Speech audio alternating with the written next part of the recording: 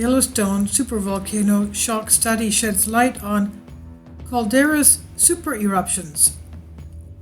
The supervolcano unleashed two unknown mega-eruptions scientists discovered, adding to the volcano's power that may be waning. Scientists discovered evidence of two unknown colossal eruptions in Yellowstone's history.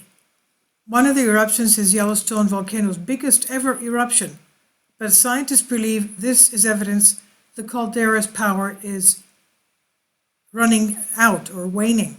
The researchers used a combination of techniques including bulk chemistry, magnetic data, and radioisotopic dates, and that's how they determined the eruptions, which spread over tens of thousands of square kilometers and altering the planet's climate. In doing so, Dr. Thomas Knott, volcanologist at University of Leicester of the UK, was the paper's lead author.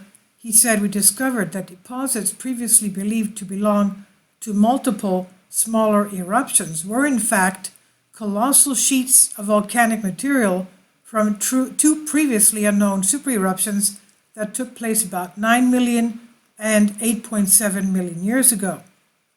The younger of the two, the Grace Landing super-eruption, is now the largest recorded event in the entire Snake River Yellowstone volcanic province. The Snake River Plain is in Idaho. That's where we're having the latest quake swarms. And he said it's one of the top 5 eruptions of all time.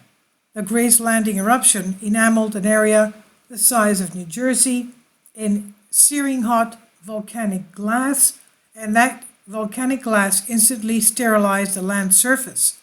The particulates would have choked the stratosphere, raining fine ash over the entire United States and then gradually encompassing the whole Earth. These two new eruptions bring the total number of recorded Miocene super-eruptions at the Yellowstone Snake River volcanic province to 6. The study indicates that during the Miocene period, Yellowstone supervolcano erupted on average every 500,000 years. But the study also shows that the power of Yellowstone has been waning with every eruption. Also, the power has been declining intensely, reduced by a factor of 3 each time. Dr. Knott says, "It therefore seems that the Yellowstone hotspot has experienced a 3-fold decrease in its capacity to produce super-eruption events. This is a very significant decline. While the experts said it could be almost 1 million years before Yellowstone erupts next, it is a must that the USGS continues to monitor it just in case it throws up any unexpected surprises." Dr. Knott said, "We have demonstrated that the recurrent rate of Yellowstone super-eruptions appear to be once every 1.5 million years.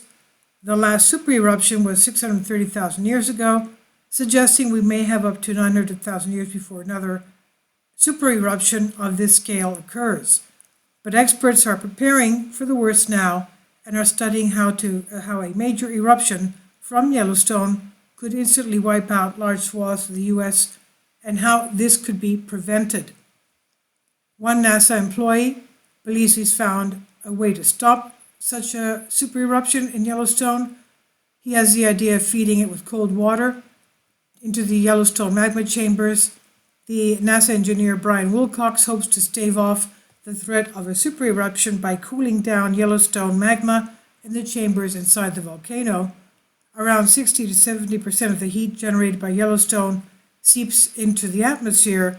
The remainder builds up inside, and if enough builds up, it can trigger an eruption. So by drilling 10 kilometers into Yellowstone, that's 6 miles down, the NASA employee believes that it would be possible to pump high-pressure water to cool down the liquid, the magma, to absorb some of the heat before it is pumped back out again. Wilcox told journalist Brian Walsh in his new book, End Times, that the plan could cost $3.5 billion.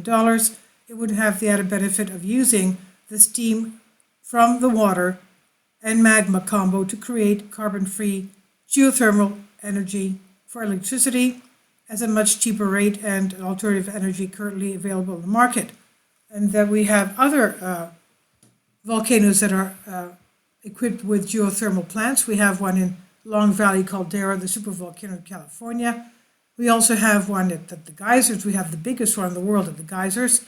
And we also have another one in Ridgecrest, California, another one at Salton Sea. This is by Sean Martin on Express UK.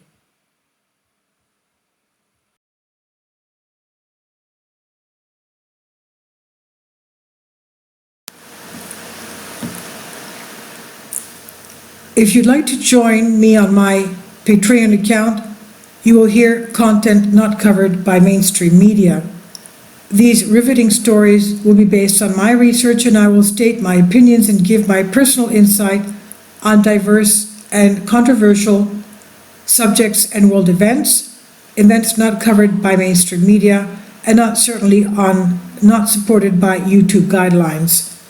So whatever I have on my Patreon, most of those will not be on my YouTube channel. Please consider becoming a member today. More of the most significant and important videos will be on my Patreon channel. Your support helps me to continue my research and keeps this YouTube channel alive. And we depend on your support, your generous charity, because we help economically challenged families here in Athens, Greece, in Kapota, and we also help the young generation with university tuition and the community around our church. Thank you.